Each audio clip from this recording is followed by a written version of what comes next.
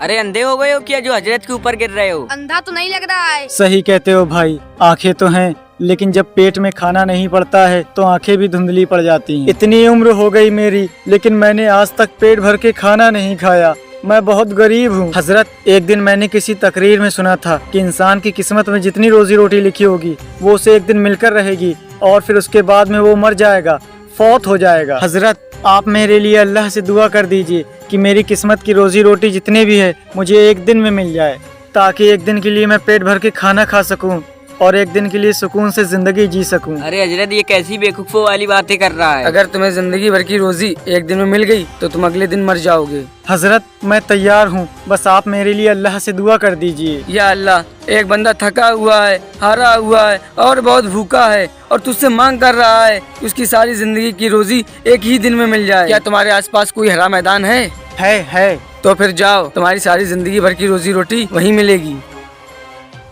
पर एक बात याद रहे, कल तुम मर जाओगे। कहाँ है सारी जिंदगी भर की रोजी रोटी?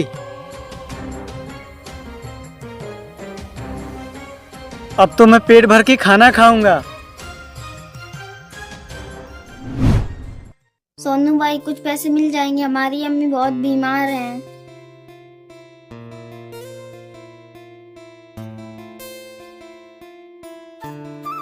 अरे तुम तो वही हो ना जिसने अल्लाह से सारी जिंदगी भर की रोजी एक ही दिन में मांग ली थी। उस हिसाब से तुम्हें तो मर जाना चाहिए था। फिर ये मरा क्यों नहीं?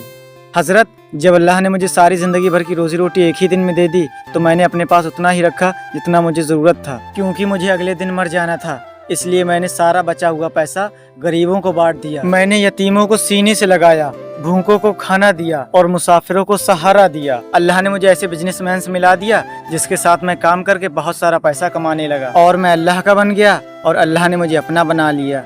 भाइयों, इस तरह मेरी मौत टल गई।